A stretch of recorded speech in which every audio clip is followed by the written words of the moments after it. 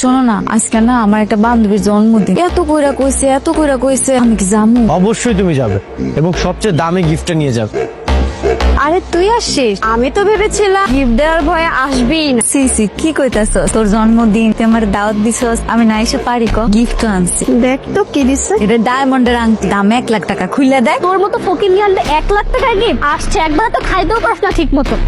নিশ্চয়ই ও চুরি করে আনছে। তুই তো গরিব, তুই এইসব ডায়মন্ডের আংটি কিভাবে কিনবি? মেঘলা, সত্যি করে বল, এই ডায়মন্ডের আংটি কোত্থেকে চুরি করে আনছি? কারো বাসা থেকে চুরি করে আনছে, আর ওকে ধরতে তো পুলিশ আসবে, আর এসে তো আবার বার্থডে পার্টিটা মাটি করে দিবে। তুই এখনই বের হয়ে যা, যা এখান থেকে বেরো, যা তো।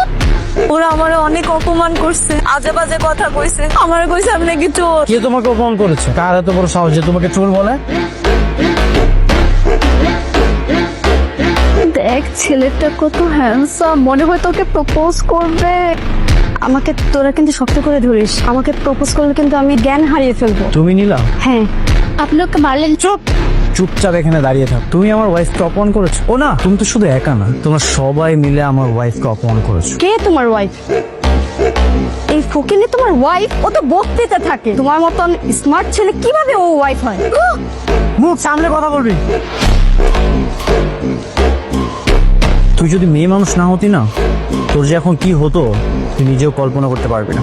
নেক্সট টাইম আর কখনো যদি আমার ওয়াইফকে অপমান করার চেষ্টা করিস, তাহলে দেখে নিস তোদের সাথে কি হয়। সবাই মিলে আমার ওয়াইফকে সরি বল।